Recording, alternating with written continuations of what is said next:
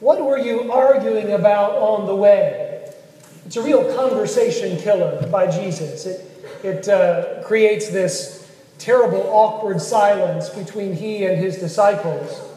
Silence because they're ashamed that while Jesus is talking about the suffering that he will endure and the difficult path that he must walk, they're focused on themselves and their own accomplishments.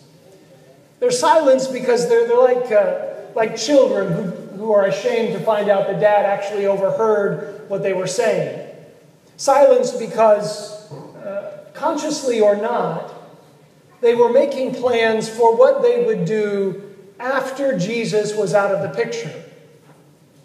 Who is the greatest? I mean, why else would you ask that question except to decide who would take over when the boss goes away? And we could really, justify ourselves on being harsh on the apostles. Why would they even be arguing about something so superficial? In the face of everything that Jesus was doing, all the miracles, all the signs, all the beauty and attractiveness of his presence, how could they even focus on anything other than his attractiveness, his irresistible figure, who was doing all of these wonderful things in front of their eyes?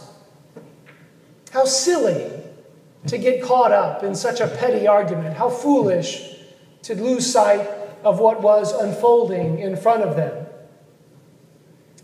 But then just when we think we've sufficiently justified ourselves, we feel Jesus kind of turn towards us to set his eyes on us like an actor on stage who turns and faces the audience. And he looks at us and he asks us this question: what were you arguing about on the way?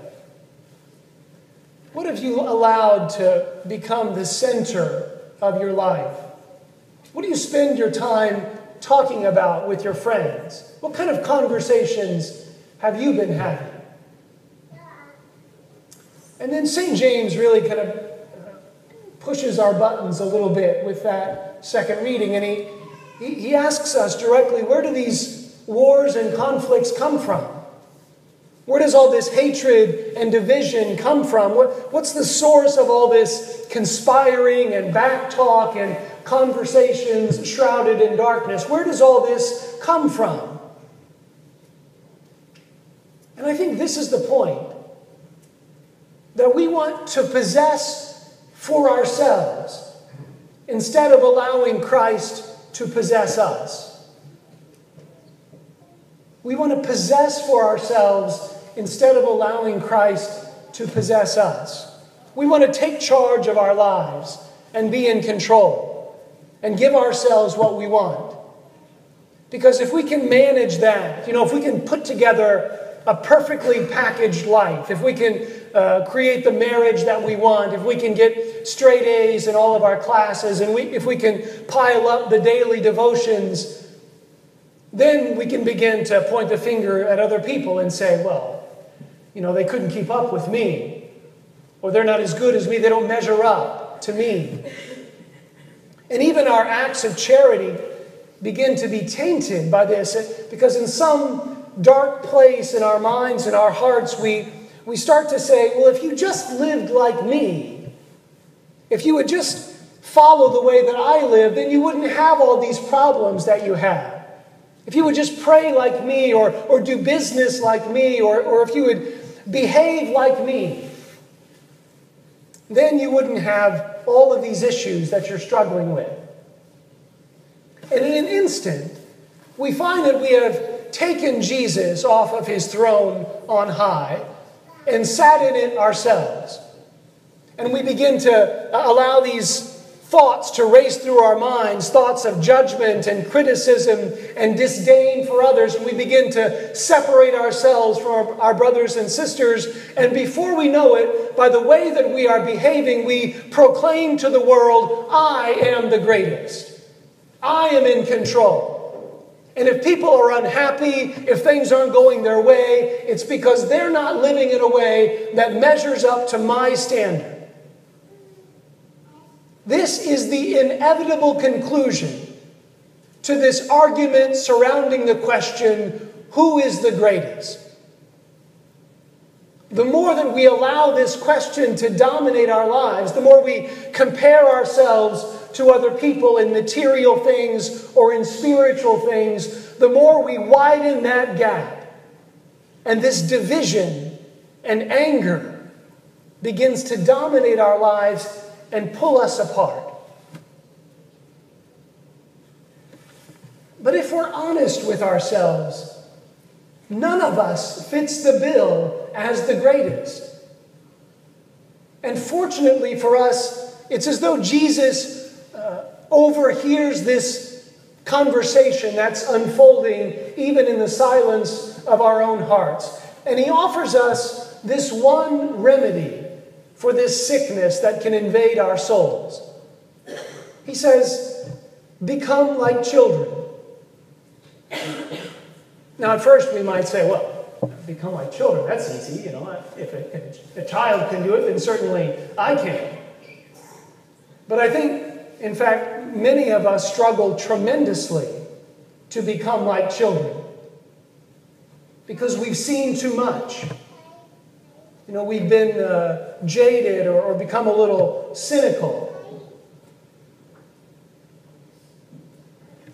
And in order to recover this childlike position in front of life, it takes a lot of work.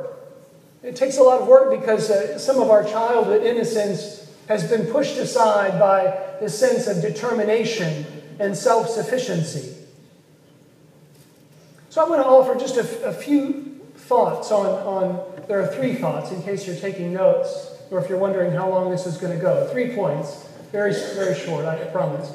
First, we have to serve others.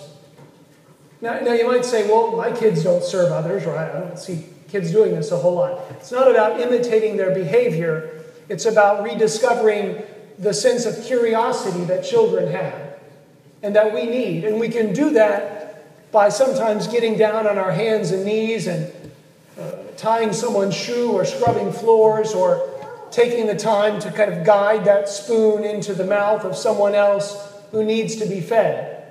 Because the more we serve others, the more we move outside of ourselves. And we allow that sense of wonder and awe, that sense of curiosity that comes so naturally to children, to be reawakened. Serve others. Second, we have to sit in silence. Again, you might say, well, my kids don't sit in silence.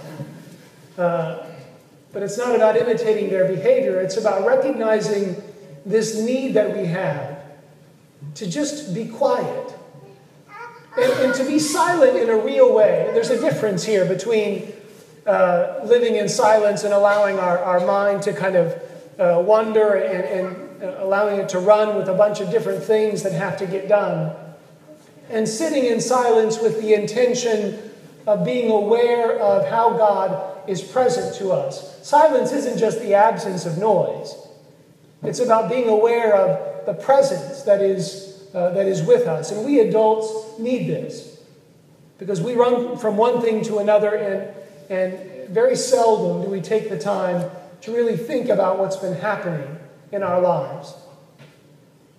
And third and finally, we have to beg, really beg the Lord. Now, I think we can say this is certainly something that children have mastered. They have a great way of knowing how to beg and ask for what they want. But I think we have forgotten it as adults. You know, we get older and we start to become a bit more self-sufficient, and we say, well, I don't want to have to depend on anyone else. And so we forget how to beg.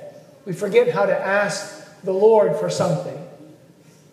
Now, if you're thinking to yourself, well, I have everything that I need. I don't need to beg for anything.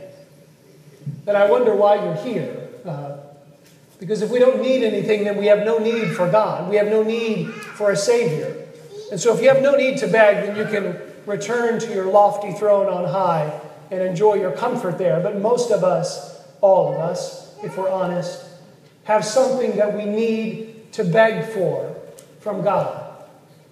And if there are moments when you think, well, I can't think of anything at the moment to beg for, beg You can add my name to that list. And Father Christopher, beg for us, priests, beg for the life of this parish, beg for your brothers and sisters who are struggling and are in need.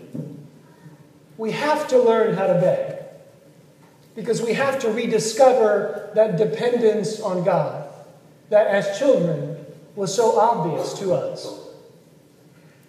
These three things, simple: serve, sit in silence, and beg.